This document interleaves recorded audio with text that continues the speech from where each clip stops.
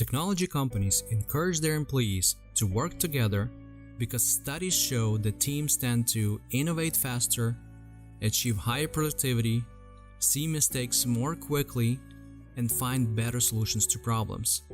Yet, not every team is successful.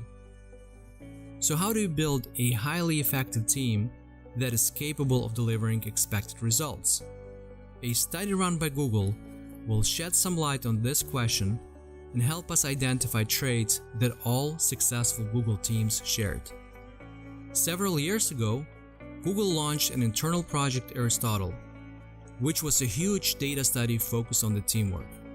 The tech giant spent millions of dollars tracking 180 separate teams for 3 years. The goal of the project was simple yet ambitious: to find out what are the traits of the highest performing teams. In other words, the company wanted to know why some teams stumbled while others soared. Initially, the researchers' hypothesis was that maybe best teams had members who liked each other a lot, or there was a healthy mix of personality types, or the team members were friends outside of work. Yet, none of these seemed to matter. The researchers could not find any meaningful patterns in the data. Basically, there was no evidence that a mix of specific personality types, or skills, or backgrounds made any difference. The who part of the equation didn't seem to matter. As the researchers continued to study the groups, they noticed two behaviors that all of the best teams shared. First is that the team members spoke in roughly the same proportion, a phenomenon that researchers call inequality in distribution of conversational turn-taking. On some teams, everyone spoke during each task, while on others, leadership shifted among teammates from assignment to assignment. But in each case, at the end of the day, everyone had spoken roughly the same amount. In other words, as long as everyone got a chance to talk, the team did well. But if only one person or a small group spoke all the time, the collective intelligence declined.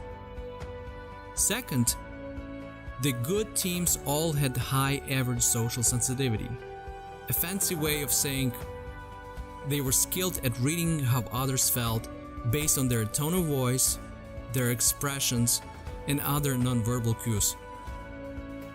One of the easiest ways to determine social sensitivity is to show someone photos of a person's eyes and ask to describe what that person is feeling. An exam known as the reading the mind in the eyes. People on successful teams scored about average on this test. They seemed to know when someone was feeling upset or left out. People on less effective teams, in contrast, scored below average. They seemed to be less sensitive towards their colleagues. By the end of the project, researchers came to a conclusion that it didn't matter who was on the team. What mattered was how team members treated each other. Teams where everybody talked and everybody showed respect by listening and paying attention created psychologically safe atmosphere inside the team. And psychological safety of each member in the group had a positive effect on the team's ability to succeed.